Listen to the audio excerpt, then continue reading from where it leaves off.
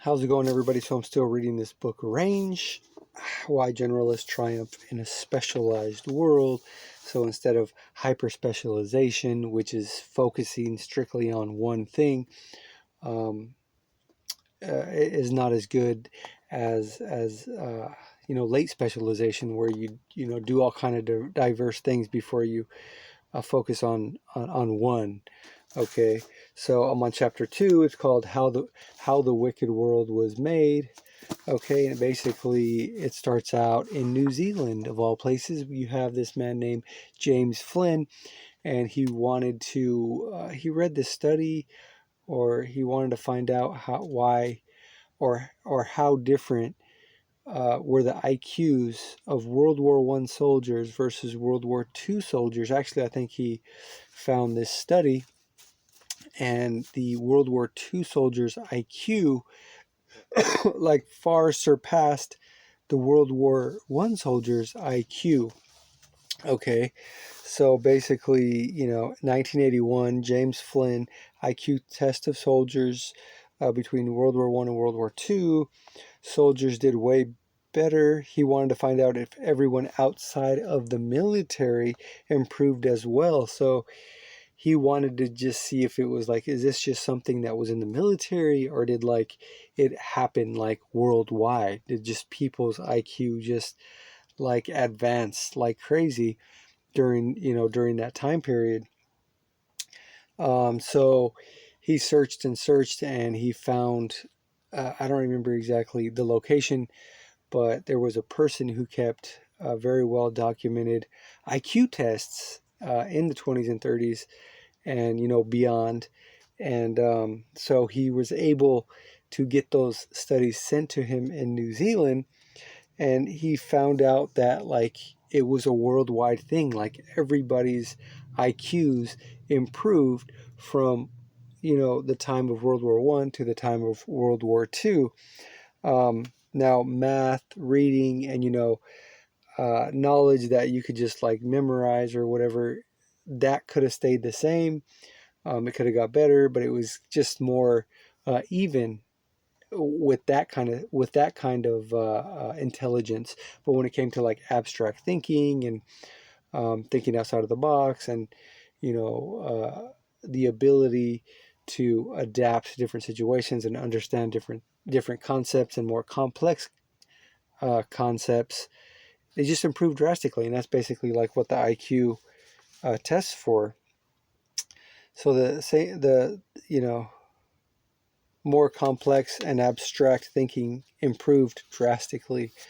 Researchers continued. So after Flynn discovered this, it became a popular thing, and like a lot of researchers and different people, scientists, and they wanted to figure out more. So they had a like group that got together, and they wanted to figure out why this was. So they found studies from the USSR in the 20s and 30s where life was upended, or I guess it's not considered the USSR, it's the Soviet Union. It was back then. It was just called the Soviet Union. So in the 20s and 30s, where life was upended for a lot of remote farmers that didn't have any contact with like modernity, or apparently like a lot of these nomad type people lived out, very remote locations, didn't have any contact with modern life, city, and for thousands of years they just lived on growing, having their own gardens and growing, and having their own farms, and just having, some of them had animals, and that's how they survived for thousands of years. Where apparently in the 20s and 30s, it's like there was a socialist revolution, and it totally upended these nomads' way of life, because it's like, oh, now everything has become socialized. Everyone has to work together. They built roads like a lot farther to remote locations. So life was upended for remote farmers with no education. Socialist revolution studies were done on these people, and their IQs were really low. Like they couldn't really think very abstractly. Like they did test on these people to see how they thought about certain things. And stuff like, they said something like, all bears in the north are white, okay, are white, they're white bears, and this city is up north. So what color are the bears there? Stuff like that. And the people were just like, I've never lived there. I don't know what color the bears are. When prodded more and more, some of them were like, well, if I believe what you say, then the bear should be white, so, but like things like that, they were just unable to comprehend anything outside of their farming. Like, they were intelligent with the farming and stuff, but anything outside of that, it was hard for them to use abstract thinking.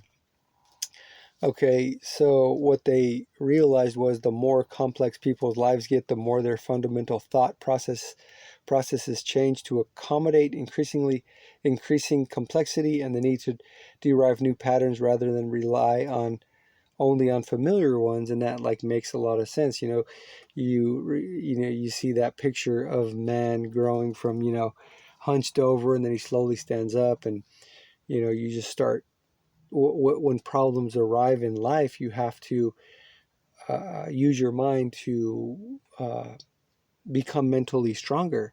And it's like, if your life is easy and you're just so used to everything, and you don't have to like stretch your mind or do anything else like that, it's like, you don't become more intelligent because you're just doing the same thing over and over and over again. Easier life is for people, the dumber they get. If we literally had no problems, on this planet, we would be completely dumb, because there's no problem, so we don't have to solve anything. You know what I mean? When there's problems, we have to solve solve these problems and figure out ways to overcome them, and that makes us use our brain. So these people saying, oh yeah, or they're telling me like, oh yeah, you should become a working stiff and just have life is a lot easier. You can have this, you could have that, you can do this and do that. And I never knew what to say. I was just like, yeah, nah, I'm an entrepreneur. You know what I'm saying? I'm a wild man. I like to live on the edge or whatever.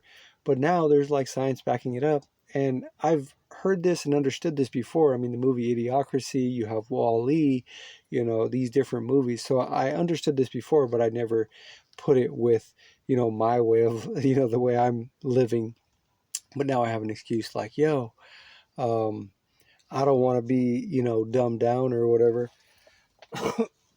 by let me be dumbed down. I'm trying to get the computer screen back on, but I don't want to be dumbed down by having an easy life and not having to think, and that's how a lot of people do. They just live their whole life, going to work, coming home, watching TV, going to work, coming home, watching, have the weekend, go have fun. And it's just such a simple life. They never stretch themselves. And then once they finish, it's like, oh, what do I do now? They just never, developed a strong mind. So, so yeah, when you're faced with that kind of thing, it's like faced with problems, that you get cognitively flexible, okay, which directly correlated with exposure to modern work with self-directed problem solving and non-repetitive challenges. So it's very beneficial to be cognitively flexible. So when different problems arise, you can figure out how to overcome those problems. And if you're not cognitively flexible, then when a problem, other than ones that you always have worked on, pop up, you're not going to be able to solve them. You're not going to be able to think outside of the box, think abstractly, like these remote farmers that couldn't really figure things out unless it dealt with what they dealt with on a daily basis. And it made me also think about Native Americans and uh, how they were affected when the Europeans came over.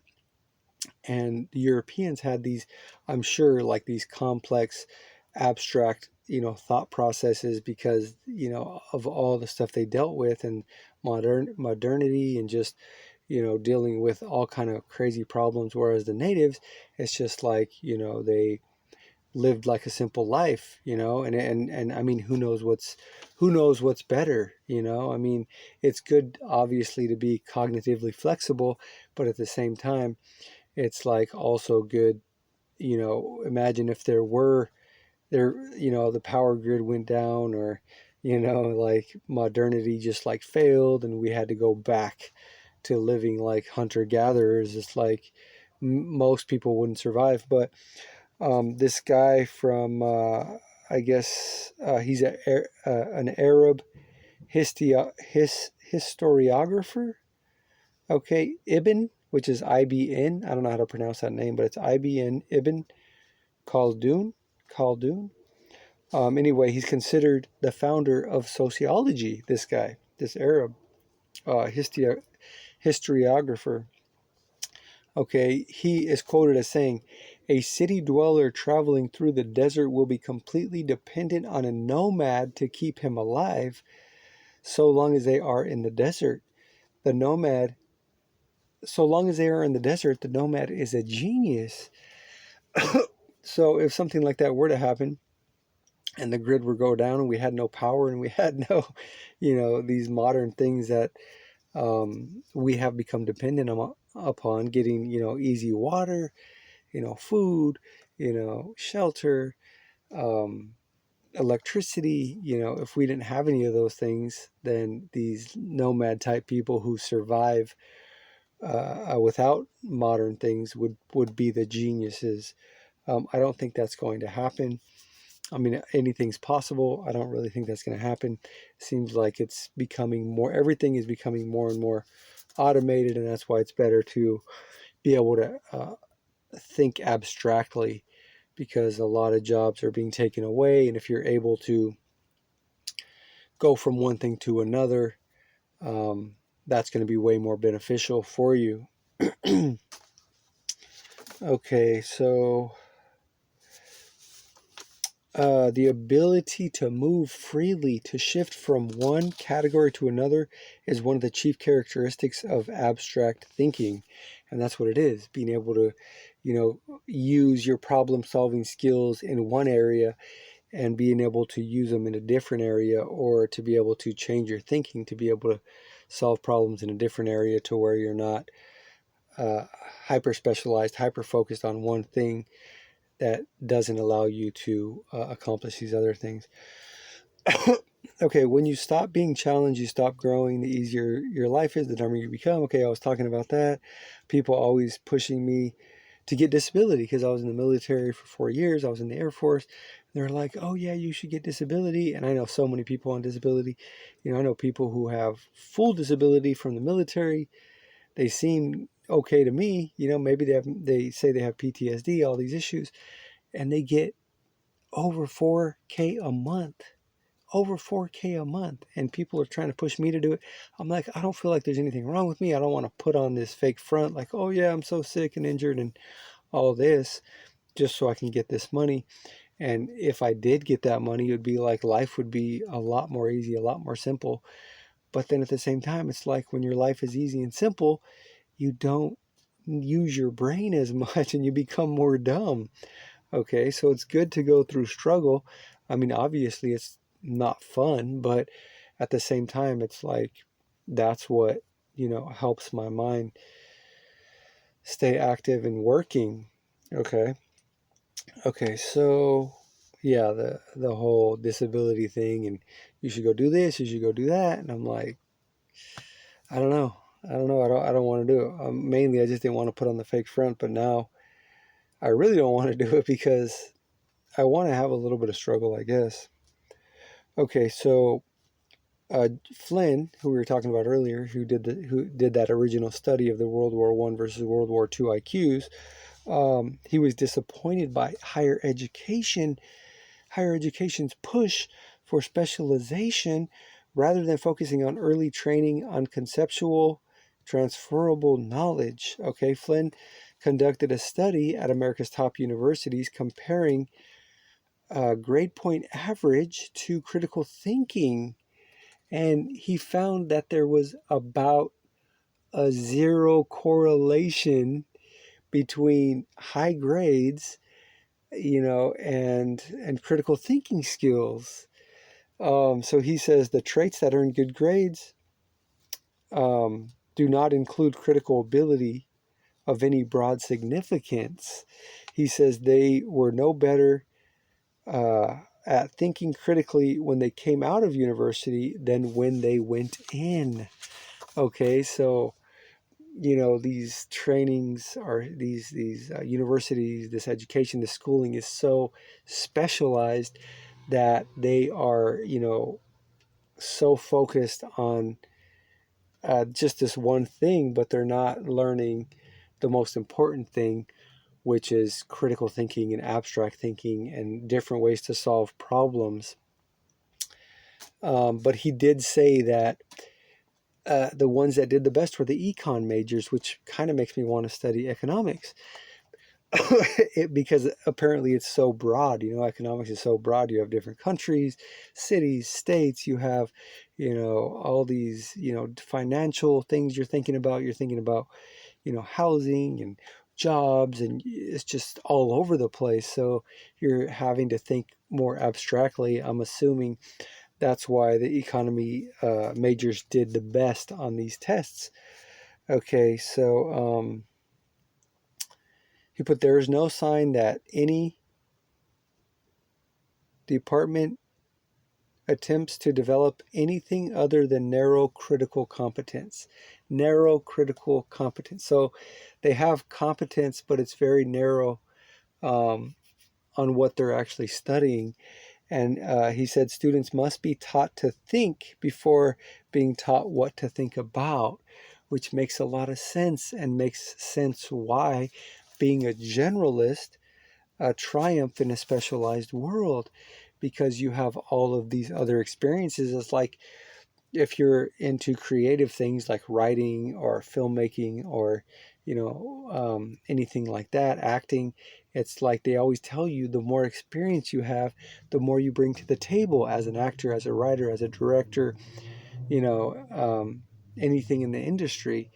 It's like the more life experience you have. I mean, if you're just out of high school and you're like acting or writing, and you don't have, I'm sure some people do, but for the majority of people, it's like you don't have a lot of experience to draw from to, to create something long lasting and beneficial for other people. Like I said, it's not everybody. Obviously, there's a lot of young people who have been through a lot and understand a lot, but for the most part, um, we need to be, students need to be taught how to think. Once you learn how to think, then you can learn. I got a computer screen went off again. Then you can learn um, what to think about. I just think that makes a lot of sense. So anyway, Jeanette Wing or Wang? Well, I think it's Wing. Jeanette Wing, a computer science professor, and she also worked at Microsoft.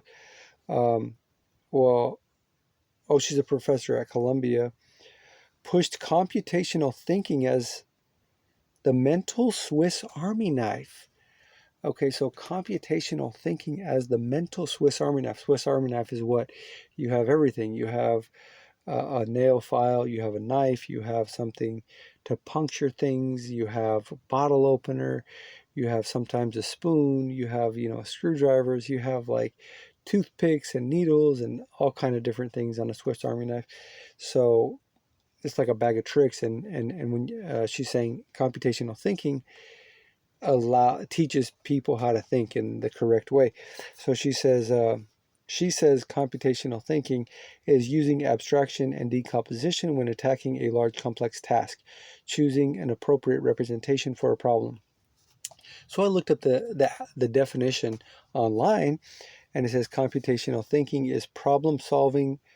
It's a problem solving process, breaking down complex problems into smaller, manageable parts, recognizing patterns and developing a step-by-step solutions. Okay, so this computational thinking is like being able to see a big complex problem and mentally breaking it down into smaller chunks to where you can tackle each one and then solve the whole thing. So she says that is the Swiss Army knife, and maybe that's what a student should be taught before being taught what they're being taught. Okay. This is kind of crazy. It says 3/4 of American college graduates, so 75% of American college graduates go on to a career unrelated to their major, and that's after becoming competent in single disciplines. So they're not being taught how to think. They're not being taught how to think abstractly or critically. I mean, they are critically, but critically narrow instead of critically broad. Okay, they're not being taught that, and so when they get out of university, they have this narrow thought process, and 75% of them don't do what they got their major in. So it's got to be very, very difficult to switch to something else. But if they were taught, in school, grade school, high school, university, how to think critically, maybe with computational thinking, when they graduate from university, even if they don't go into a career that their degree is in, they'll still be able to adapt very easily when they know how to think. Okay, and that's what this whole chapter is kind of discussing, is in the wicked world where it's difficult to where it's not a kind learning environment, because everything's always changing from one to the next, and especially now with everything being automated and AI taking over everything, and people are having to switch jobs and they're getting fired and pick up a new skills and stuff like that. It would be a lot easier for them if they were taught computational thinking or abstract thinking along with their specialized training. Okay, so yeah, and I went to the American Academy of Dramatic Arts, and I just it was like a stage acting school, and I just think it was so beneficial for me, because you learn stage combat, you learn dancing for stage, you learn singing, obviously acting. We also did camera stuff in our second year, dialects, and that really stretches the mind with the dialects, doing different, like the British accent, like doing that kind of thing. And I don't know what you're talking about. I can't even do it anymore, but I used to be able to do the Arnold, get to the chopper. I used to do that a little better, but being able to do that and practice that and learn that, and yeah, you in what army? Doing different voices and different accents really helps with, in my opinion, really helps with abstract thinking and getting you out of your head and thinking outside the box. But anyway, point being, I went to ADA and I'll never regret it, because I think it was so beneficial for me. Because even though I didn't become successful as an actor, it's still like it was still beneficial for my life in general, because it got me. I'm sure it like really helped my mind in thinking abstractly. Okay, so that's pretty much it. I just wanted to read a little bit from the end. It says,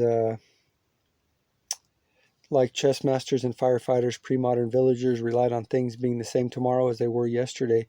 They were extremely well prepared for what they had experienced before and extremely poorly equipped for everything else.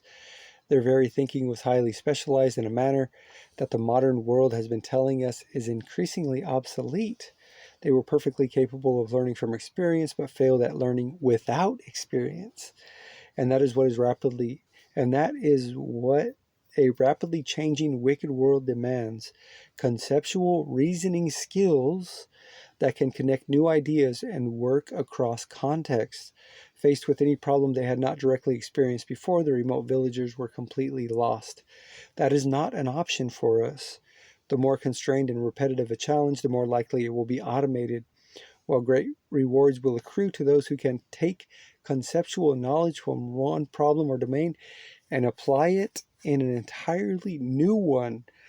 The ability to apply knowledge broadly comes from broad training. Okay, so there you have it. The future is now. The future is here. AI is here. Things being automated is here. People losing their jobs is here. People having to change jobs is here. People, having to learn new skills is here.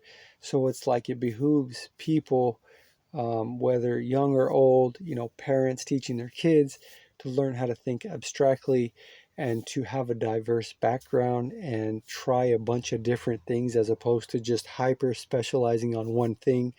Though it works for some people and they become extremely successful, for the majority of us, it's not going to work like that. So it would be good to learn a lot of disciplines and understand different complex thinking and abstract thinking. Like I said in the last video, you have kind learning environments, which are environments that are basically based on things that you can either memorize or you could do a certain way, like golf, like knowing the wind and knowing the face of your club and how hard to swing and things like that. Like things that you can like memorize and just do the same thing over and over. That's like a kind learning environment. Whereas and also the rules are very well defined. Whereas in a wicked learning environment, the rules are sometimes they're not very defined, or sometimes there are no rules. Things are always changing, and in life, it's a wicked learning environment. It's not like firefighting or golf or chess, to where you know these certain things and you can become really good at it. That's not the way life is. Life is always changing. The rules change from one day to the next. Something that could be working for you today may not work tomorrow. Something that works tomorrow may not work today. So it's like, being that that's the case, we need to be able to have abstract thinking, because we're just going more and more into the future. And I think that will help people to advance and to be prepared and to deal with what's coming. Okay. Anyway, that's it for chapter 2 of Range. Really good book. Check it out. It's written by David Epstein. Thank you so much for watching. Let me know what you guys think about this issue of developing critical thinking skills and trying a lot of diverse things as opposed to something specialized. Thank you so much for watching. Take care. I'll see you next time.